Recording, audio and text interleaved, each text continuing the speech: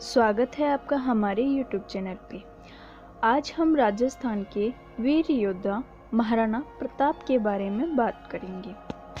तो बात है आज से 500 साल पहले की। आज से करीब 500 साल पहले दिल्ली सत्ता पर मुग़ल सल्तनत का पश्चिम बुलंद हो गया था और इसके बादशाहत के सिंहासन पर अकबर की हुकूमत थी। अकबर विस्तारवादी बादशाह था और अकबर ने दिल्ली सल्तनत के आसपास के राजाओं को मुग़ल सल्तनत के झंडे के नीचे लाने के खूब प्रयास किए। राजपूताना में सबसे पहले आमेर रियासत ने मुग़लों की अधीनता स्वीकार की। शुरुआत में राजपूताना की अन्य रियासतों ने मुग़लों की अधीनता स्वीकार करने पर आमेर रियासत को धिक्कारना शुरू कर दिया, परंतु बाद में धीरे धीरे सभी रियासतों ने अकबर की अधीनता स्वीकार कर ली। इस समय मेवाड़ के महाराणा उदय सिंह का शासन हुआ करता था, जिन्होंने भी अपने पूर्वजों के भांति किसी की अधीनता स्वीकार नहीं की थी।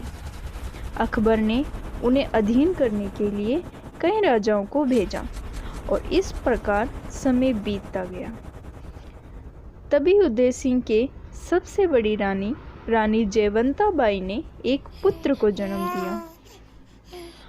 उदय सिंह ने महल की औरतों से रानी का हाल पूछा। तब दासी ने जवाब दिया कि शेरनी ने शेर को जना है। सरदारों ने पूछा, हुकुम, कुंवर जी का नाम क्या होगा?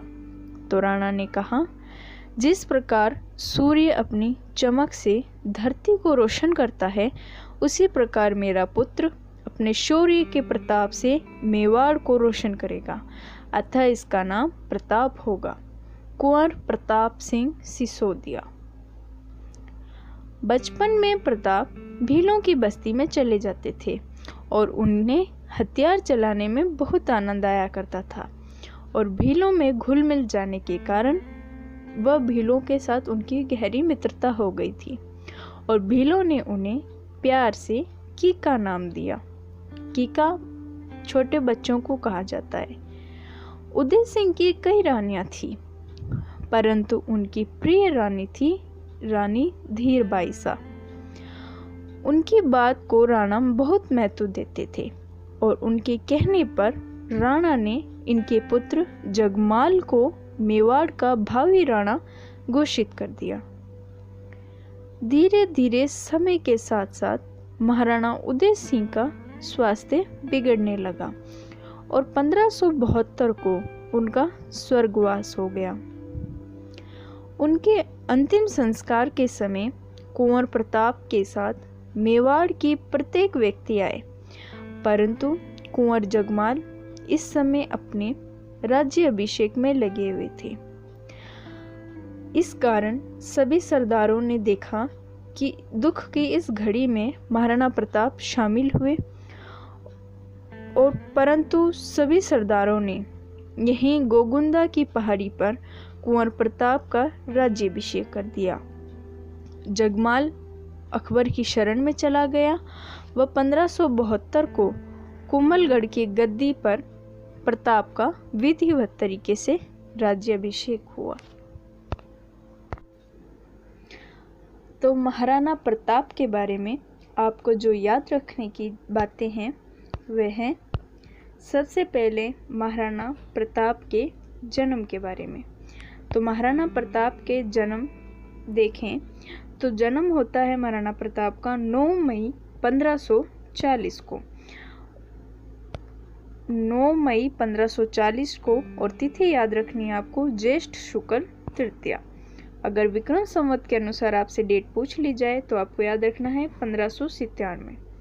तो महाराणा प्रताप का जन्म कब होता है? 9 मई 1540 को, ज्येष्ठ शुक्ल तृतीया, और विक्रम संवत के अनुसार होता है 1597 को।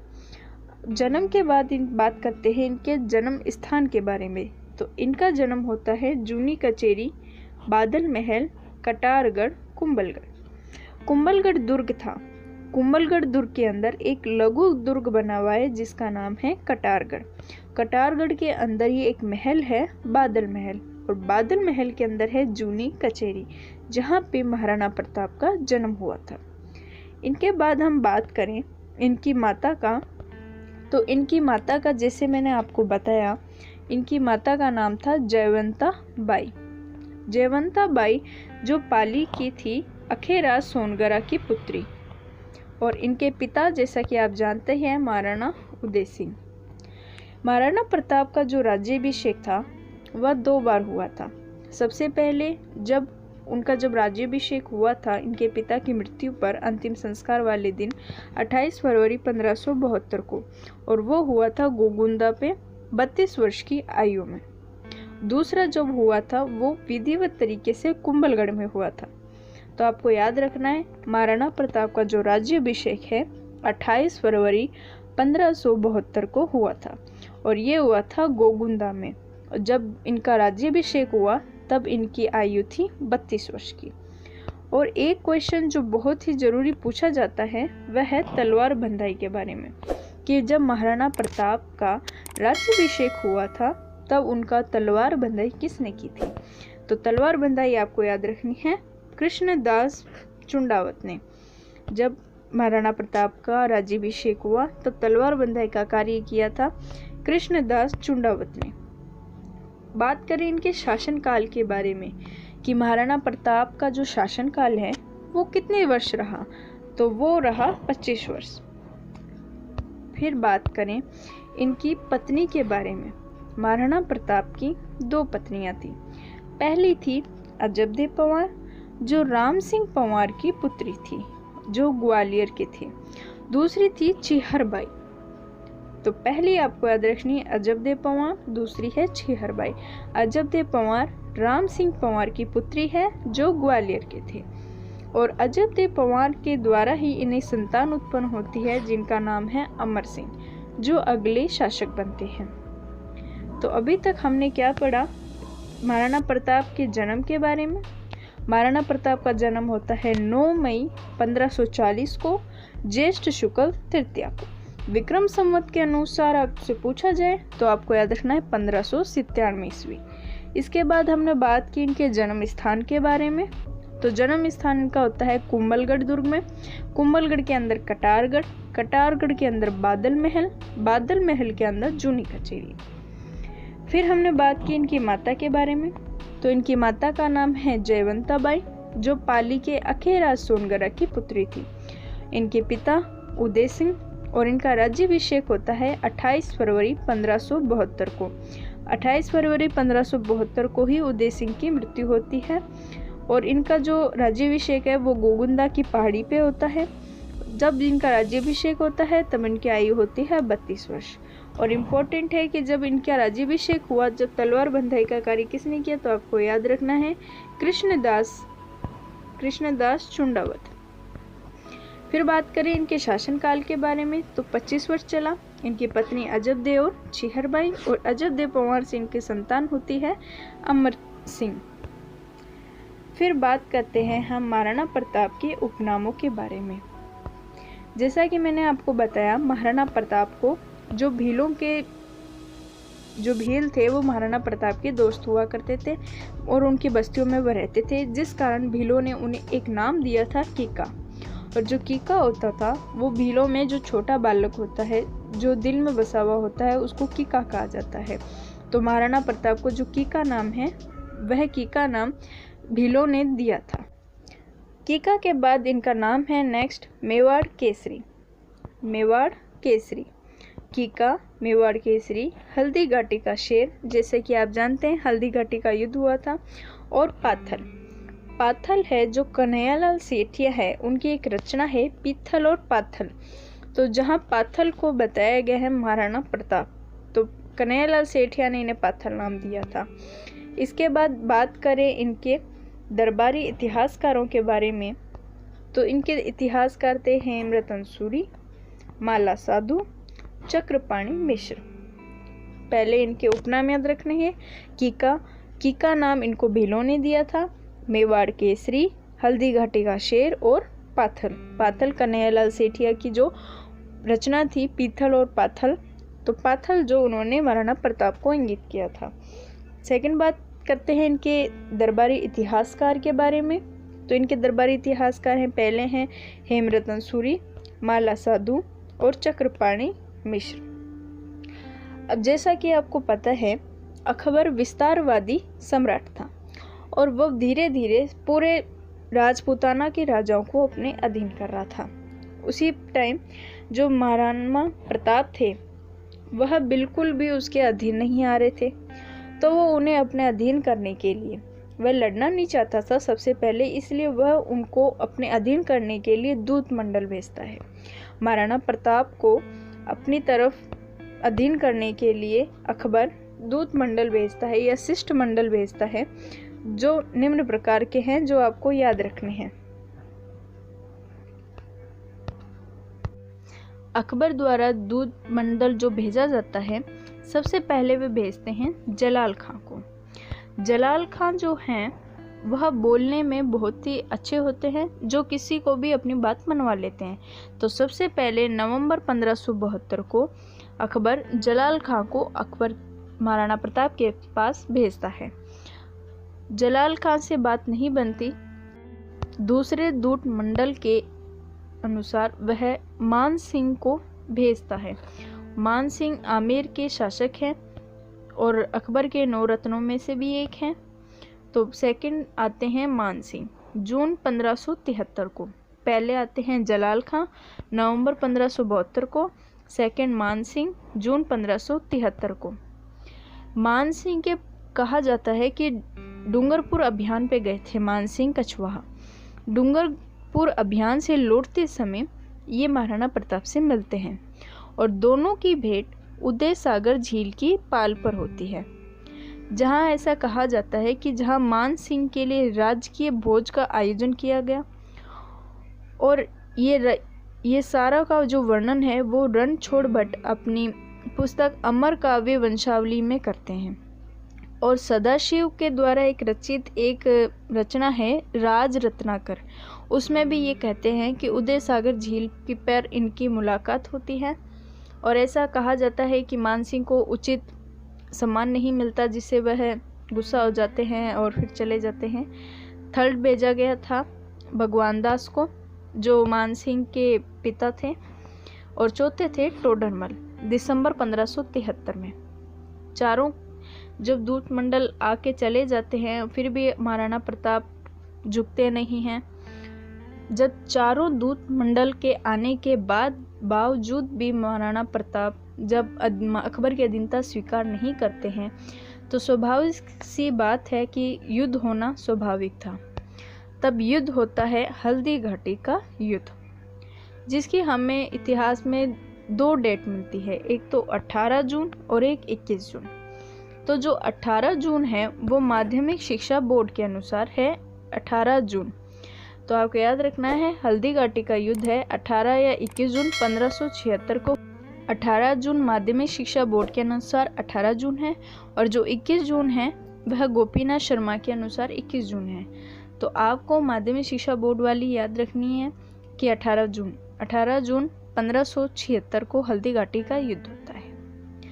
अब जब हल्दी घाटी का युद्ध होगा तो दोनों सेनाएं तैयार होएगी। तो सबसे पहले बात करें तो अकबर की सेना से, तो अकबर ने युद्ध होगा तो दोनों सेनाएं अपनी अपनी योजनाएं बनाएगी। तो सबसे पहले जो अकबर होता है वह अपनी सेना का जो तैयारियां करती है युद्ध की, वह मैगजीन दुर्ग में की जाती है, जिसे अकबर का दौलत खाना या अकबर का किला भी कहते हैं।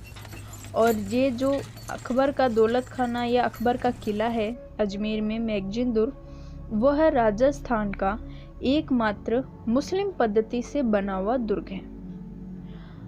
और महाराणा प्रताप की बात करें तो महाराणा प्रताप अपने युद्ध की योजना वह बनाते हैं कुंभलगढ़ दुर्ग में। दोनों सेनाओं की तैयारी हो चुकी है, योजनाएं बन चुकी हैं। अब दोनों सेनाएं अपनी सेना की तैयार करेगी। तो जो अकबर की सेना थी उसका हरावल का भाग संभाला था मान सिंह ने। हरावल जो सेना का अग्रिम भाग होता है उसे हरावल कहा जाता है। तो अकबर की सेना का जो हरावल का नेतृत्व करता है वह करता है मान सिंह कछवाहा, और चंद्रावल यानी जो उनका पीछे का जो भाग होता है उसका नेतृत्व करता है आसफ खां। और अकबर की सेना में एक होता है मिहत्तर खां, जो अकबर की झूठी अफवाह फैला देता है कि सम्राट आ चुके हैं, और जो हम आगे पढ़ेंगे। और चौथा है बदायूनी। बदायूनी एक ऐसा है जिसने मतलब हल्दी घाटी युद्ध का आंखों देखा वर्णन किया है अपनी पुस्तक में, और इनकी पुस्तक का नाम है मुंतख्वाब उल तवारीख। तो ये आपको याद रखना है। अगर ये क्वेश्चन आ जाता है कि हल्दी घाटी युद्ध का आंखों देखा वर्णन किसने किया, बदायूनी ने किया, और अपनी पुस्तक मुंतख्वाब उल तवारीख में किया। बात हुई अकबर की सेना की। फिर हम बात करते हैं महाराणा प्रताप की सेना पे। जिस प्रकार अकबर की सेना के हरावल का नेतृत्व मान सिंह ने किया, उसी प्रकार महाराणा प्रताप के हरावल का नेतृत्व करते हैं हकीम खां सुर, और इनकी चंदावल की जो सेना का नेतृत्व है वो करते हैं पूंजा जी।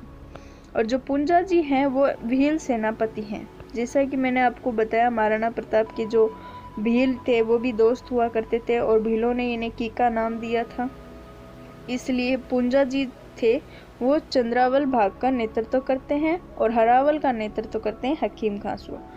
तो ये सारा आप पेपर की नज़र से ही आपको याद रखना है। हरावल की सेना का नेतृत्व याद रखना, अकबर की सेना का मान सिंह, और चंद्रावल का आसफ खां, और अकबर की सेना के जो मेन सेनापति हैं मिहत्तर खां और बदायूनी। और बदायूनी ने हल्दी घाटी युद्ध का आंखों देखा वर्णन किया है अपनी पुस्तक में मुंतख्वाब उल तवारीख में। सेकंड बात करें महाराणा प्रताप के बारे में, तो महाराणा प्रताप के हरावल का नेतृत्व करते हैं हकीम खां सुर, और चंदावल का करते हैं पूंजा जी जो भील सेनापति थे।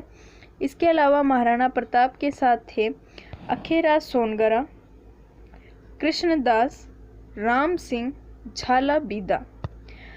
तो आप बताइए अखेराज सोनगरा कौन थे? अखेराज सोनगरा महाराणा प्रताप के नाना यानी जयवंता बाई के पिताजी पाली के थे, और कृष्णदास जी जिन्होंने महाराणा प्रताप के राज्याभिषेक पर तलवार बंधाई थी, राम सिंह पंवार जो महाराणा प्रताप की पत्नी हैं अजबदे उनके पिताजी ग्वालियर वाले, और झाला बीदा। झाला अज्जा की अगर बात आएगी तो आपको करना है राणा सांगा।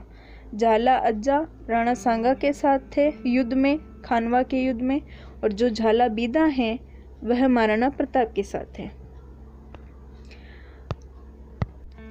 अब हम बात करते हैं हल्दी घाटी युद्ध के उपनामों के बारे में। जो हल्दी घाटी का युद्ध है इसे कई इतिहासकार अन्य नामों से कहते हैं। तो सबसे पहले बात करें मेवाड़ की थर्मोपली।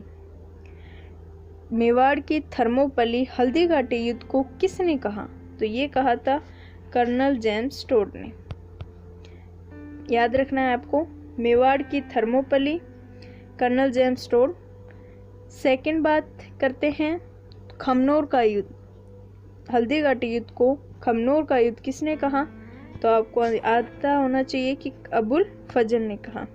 अबुल फजल भी अकबर के 9 रत्नों में से थे। तीसरा है गोगुंदा का युद्ध। अगर क्वेश्चन आ जाए हल्दी घाटी युद्ध को गोगुंदा का युद्ध किसने कहा? तो आपको याद रखना है बदायूनी। और बदायूनी हैं जिन्होंने हल्दी घाटी युद्ध का आंखों देखा वर्णन अपनी पुस्तक मुंतख्वाब उल तवारीख में किया है। तो ये भी आपको याद रखना है। चौथा बात करें तो बादशाह बाग का युद्ध, ये कहा है डॉक्टर श्रीवास्तव ने। 4 युद्ध हो गए, चारों के आपको याद रखना है किस युद्ध का नाम किसने कहा है। मेवाड़ की थर्मोपली कर्नल जेम्स टोड ने कहा है, खमनोर का युद्ध इसे अबुल फजल ने कहा है, गोगुंदा का युद्ध इसे बदायूनी ने कहा है, और बादशाह बाग का युद्ध इन्हें डॉक्टर श्रीवास्तव ने कहा है। इसके बाद बात करें हल्दी घाटी युद्ध के और भी अन्य नाम हैं, जैसे रक्त तलाई का युद्ध, बनास का युद्ध, स्वतंत्रता प्रेमियों की तीर्थ स्थली। तो आपको याद रखना है हल्दी घाटी युद्ध के उपनाम। पहले हमने बात की मेवाड़ की थर्मोपली। मेवाड़ की थर्मोपली इसे कर्नल जेम्स टोड ने कहा है। खमनोर का युद्ध अबुल फजल ने कहा है। गोगुंदा का युद्ध बदायूं ने कहा है।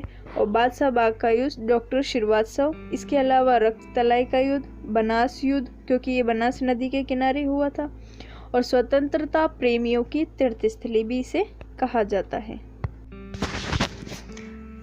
युद्ध की बात हो गई, युद्ध की तैयारियां हो चुकी है, सेना बन चुकी है। इसके बाद अपने हथियार रखने की जगह भी बनाएंगे जिन्हें शास्त्रागार कहा जाता है। तो जो अकबर का शास्त्रागार था वह मैगजीन दुर्ग था, जिसमें ही उन्होंने अपने युद्ध की तैयारियां की थी, युद्ध के हथियार रखे थे और योजना पूरी बनाई थी, जिसे अकबर का किला भी कहते हैं और अकबर का दौलत खाना भी कहा जाता है। इसके बाद बात करें महाराणा प्रताप के शास्त्रागार के बारे में, तो महाराणा प्रताप का शास्त्रागार है मायरा की गुफा, जो राजसमंद में है। तो अकबर का शास्त्रागार याद रखना है दौलत खाना या अकबर का किला या मैगजीन का दुर्ग, बात एक ही है।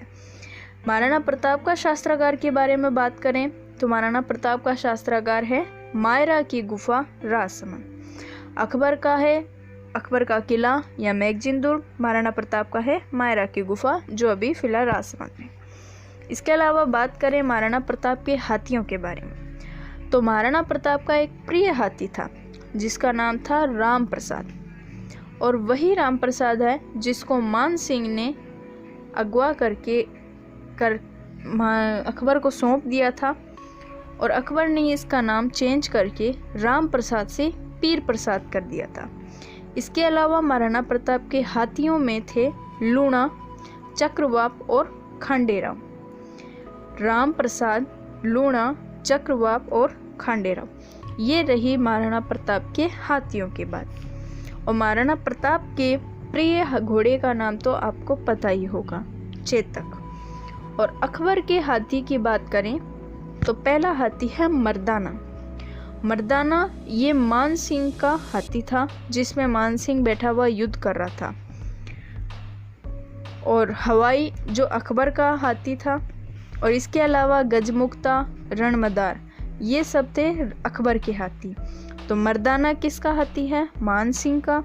अकबर का हाथी हवाई और गजमुक्ता और रणमदार। इसके अलावा बात करें महाराणा प्रताप और अकबर की सेना का अनुपात बात करें तो महाराणा प्रताप और अकबर की सेना का अनुपात था 1:4, यानी महाराणा प्रताप की सेना में 20,000 सैनिक थे, और अकबर की बात करें तो अकबर की सेना में थे 80,000 सैनिक। तो इस प्रकार इनका अनुपात निकालें तो 1:4 है जो इनकी सेना का अनुपात था। फिर हमने बात करी मान सिंह महाराणा प्रताप के सहयोगियों के बात में, तो हरावल का जो नेतृत्व हकीम का सुर ने किया और चंद्रावल का नेतृत्व पुंजा जी ने किया। इसके अलावा महाराणा प्रताप के सहयोगी थे अखेरा सोनगरा, कृष्णदास चुंडावत, राम सिंह पंवार, झाला बीदा, ये इसे मन्ना बीदा भी बोलते हैं, राम रख पंवार, मान सिंह सोनगरा और भामाश। फिर हमने बात की थी अकबर के सहयोगियों के बारे में, तो अकबर के सहयोगी हरावल का नेतृत्व मान सिंह कछवा, चंदावल का असफ खां, मिहत्तर खां बदायूनी, जिनकी पुस्तक थी मुंतख्वाब उल त्वारिक।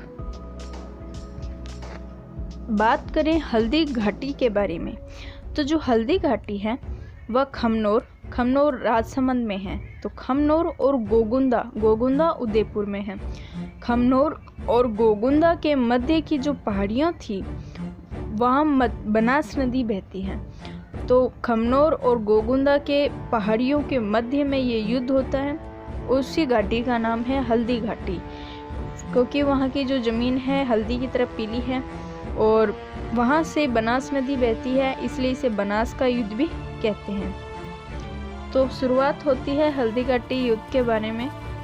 तो सबसे पहले महाराणा जो कछवाहा राजवंश के थे मान सिंह कछवाहा, वह 3 अप्रैल 1576 को रवाना होते हैं मांडलगढ़ से।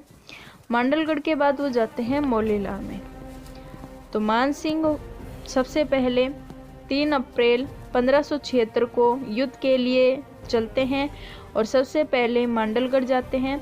मांडलगढ़ से वह मोलेला जाते हैं और मोलेला गांव है जो मरण मूर्तियाँ, जो मिट्टी की पकी हुई जो मूर्तियाँ होती है उसके लिए प्रसिद्ध है वर्तमान में।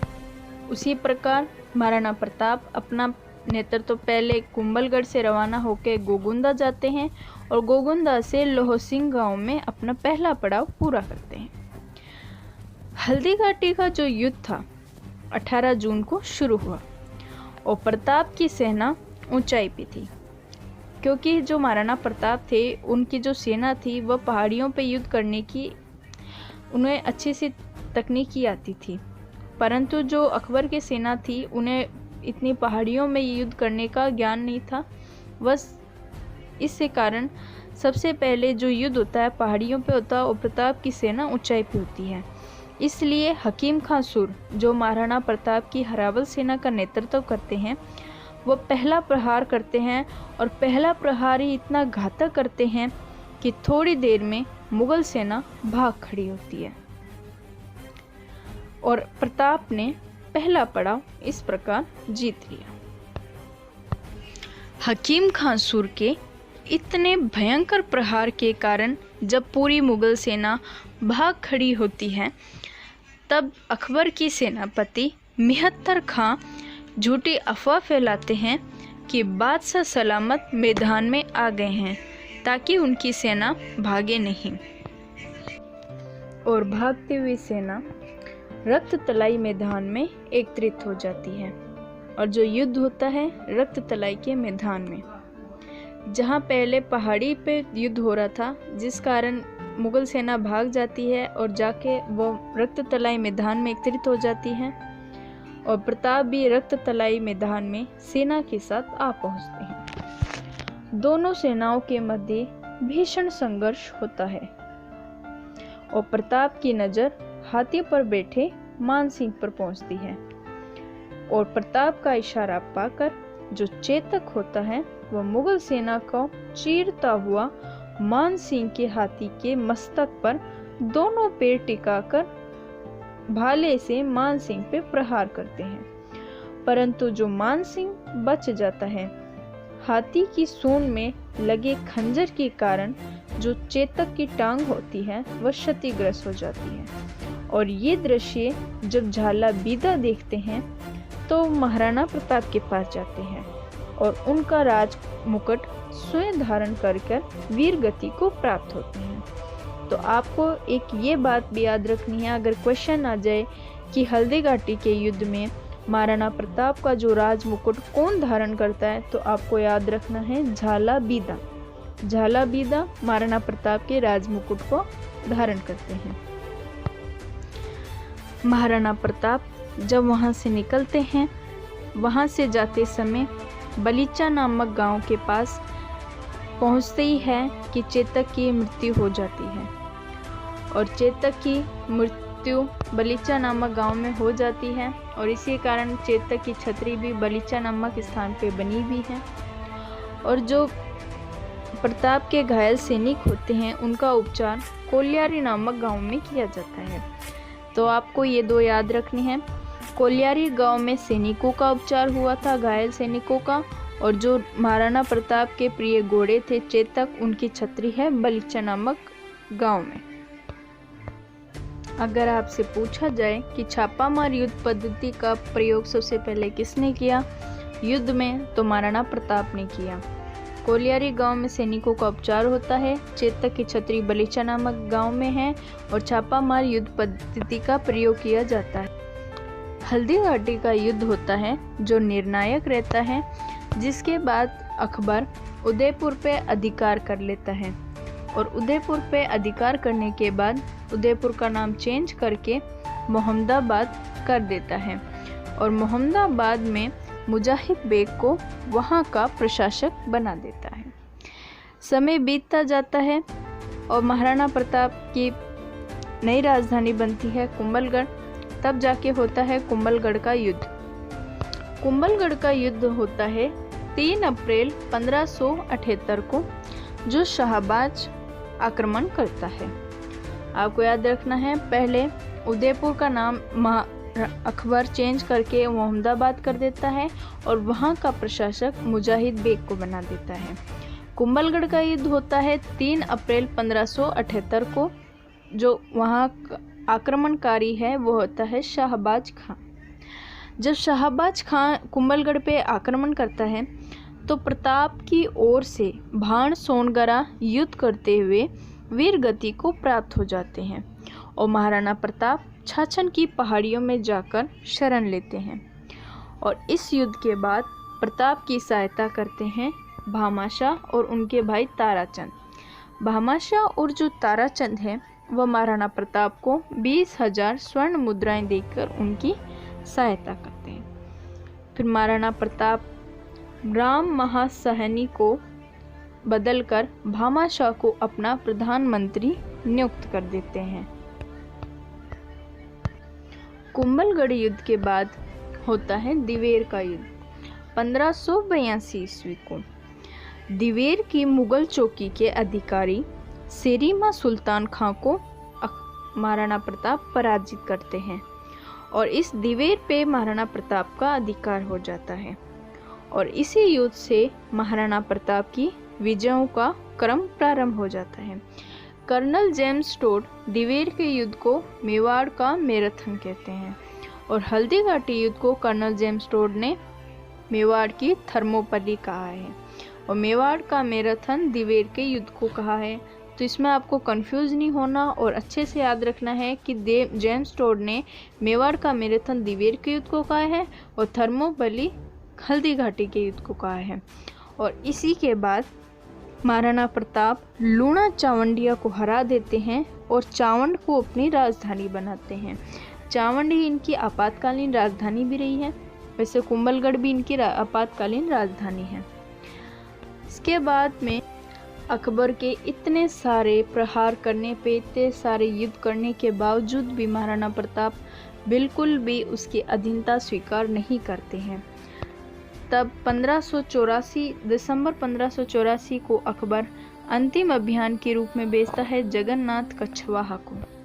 तो आपको ये याद रखना है, अंतिम अभियान के तौर भेजा था जगन्नाथ कछवाहा को और भेजा था 1584 दिसंबर 1584 में।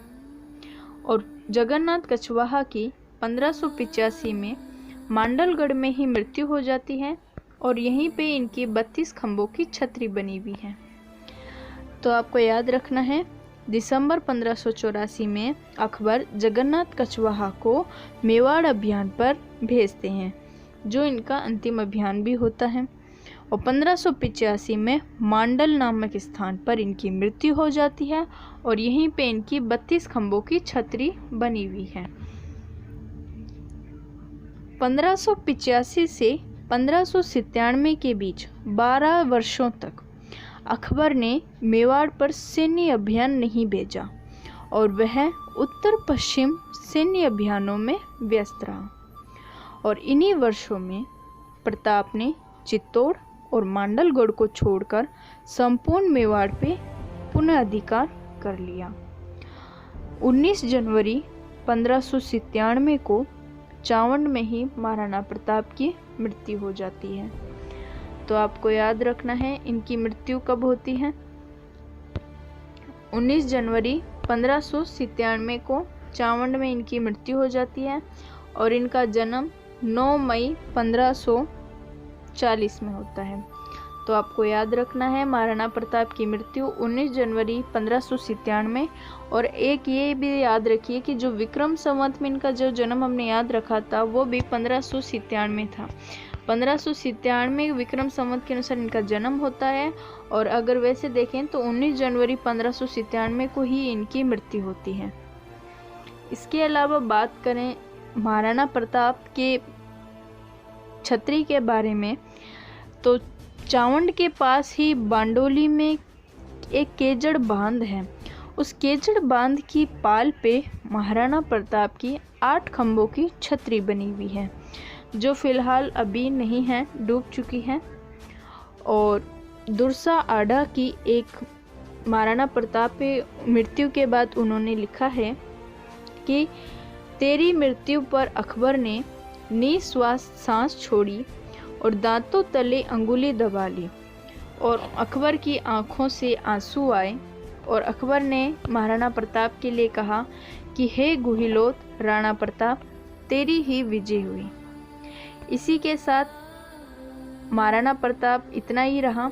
और महाराणा प्रताप के बारे में आपको याद रखना है उनके जन्म, उनके माता पिता का नाम, राज्याभिषेक और हल्दीघाटी युद्ध के बारे में। हल्दीघाटी युद्ध के जो उपनाम हैं, महाराणा प्रताप के उपनाम, हल्दीघाटी युद्ध के उपनाम और जो दूत मंडल भेजे जाते हैं उनका क्रम, सारा आपको याद रखना है। तो इसी के साथ महाराणा प्रताप का चैप्टर आज हम यहीं समाप्त करते हैं। अगर वीडियो पसंद आए तो लाइक को शेयर करना और चैनल को सब्सक्राइब करना। अगर आपके कोई सुझाव है या कोई सजेशन है हमारे लिए अगली वीडियो के बारे में तो आप हमें कमेंट कर सकते हैं।